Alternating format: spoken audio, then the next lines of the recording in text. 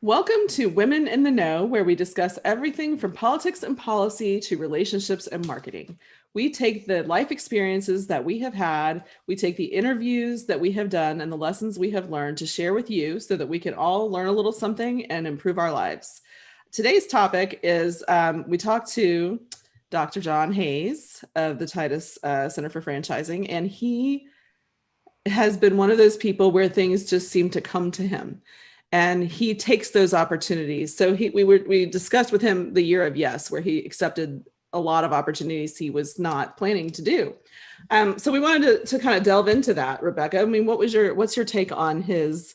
It's an interesting theme of his life, as we were saying. It is a theme in his life, isn't it? And it's funny because we originally said a year of yeses, but it's a lifetime It was. of yeses that he was sharing. And it's fascinating that he has this strong belief that God goes ahead of him and opens doors, that he has to do very little other than say yes to that opportunity, and then the next door opens. He gave us example after example, as a journalist, as a professor, going to Kuwait, the Titus Center franchising, writing all of these books that he was able to say yes because he trusted that this door that was open was meant for him, especially since it was using his talents and his gifts.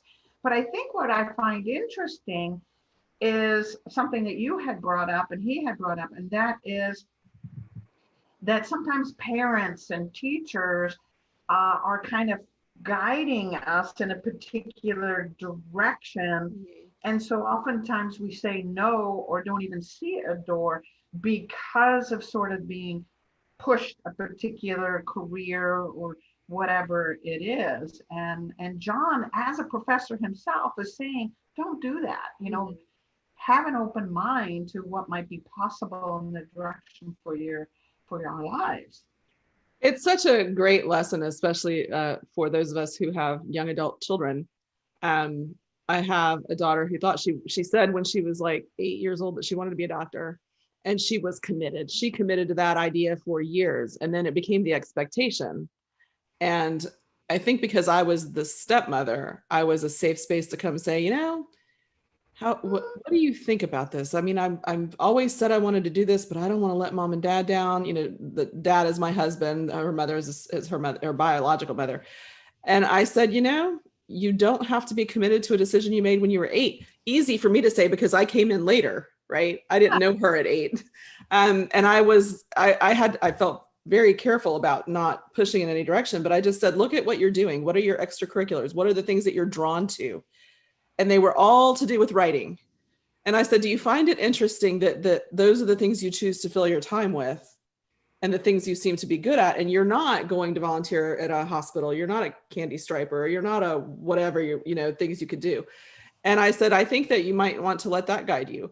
And, it took her a while, and she finally told her parents, and of course they were fine with it. But when you're a kid, you feel she pigeonholed herself and then felt the expectation of that. So allowing young people to explore what they're good at and where their passion takes them. And he had no idea what he was going to do with a history degree in history and philosophy and journalism. I mean, what do you do with some of that? It's not a guaranteed job. Yeah.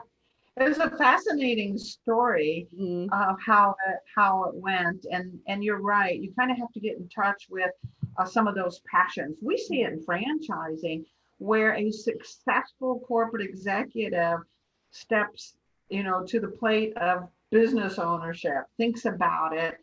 And it's sometimes the first time they have thought about something other than just putting food on the table and providing a home for their family, to who am I and what do I want and where are my passions and where are my talents. Sometimes it's the first time a successful corporate executive is saying, what do I want? Who am I? How can I use these God-given gifts in a way to build a business, which is why I love franchising.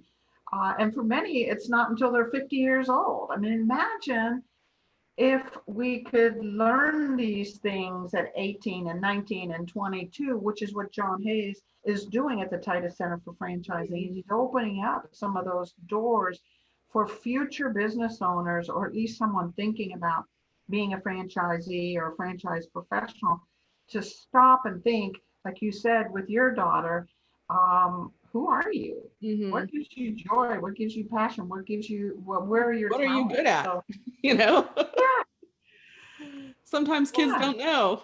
Sometimes adults don't know. We No, figure it out by no. showing up. Figure it out by showing up. That sounds like a book. That sounds like a book. Figure it out by showing up. Yep. Yeah. I might write that down. We'll write that down and do something with it. Got it? Yeah, we're gonna do a whole topic on that. That was brilliant. All right, so now that we solved the world's problems around passion and purpose and talent and all of that, this is we're gonna have to wrap up the Women in Know until next week when we see you again.